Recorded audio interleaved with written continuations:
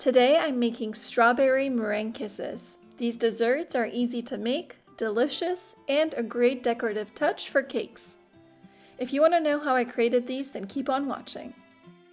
I'll be using 90 grams of sugar, 60 grams of egg white, 1 tablespoon of lemon juice, natural strawberry flavor, gel-based food coloring in red, a pastry bag with a large open circle tip, and a brush.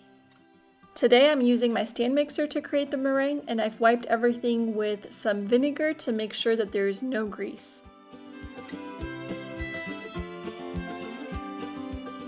I pour the egg white into my bowl and beat this until frothy, which takes about a minute or two on high speed. Then gradually and very slowly I add in the sugar.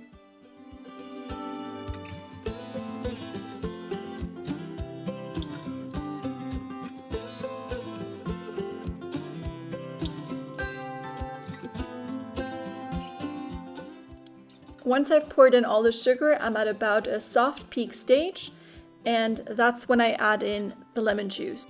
I have found that the lemon juice stabilizes the egg white and adds a little bit more shine to them.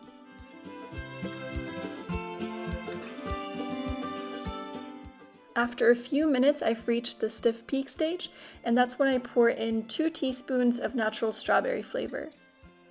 And then I briefly combine this for about 5 to 10 seconds.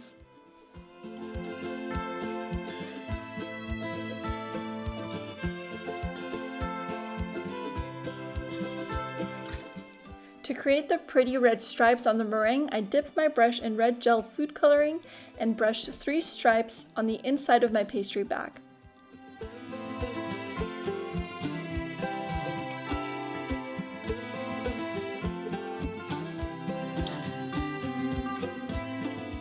And then I fill it with the meringue.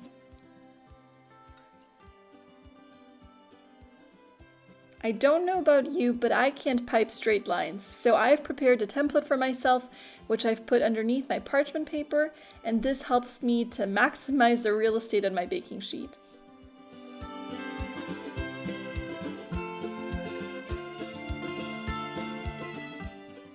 I have some meringue left over, so I've split it into 3 portions and colored each portion.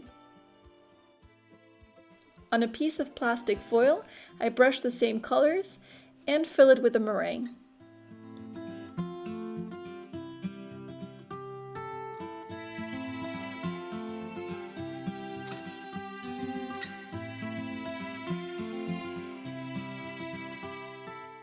Then I place this into a pastry bag and begin piping the colorful meringue kisses.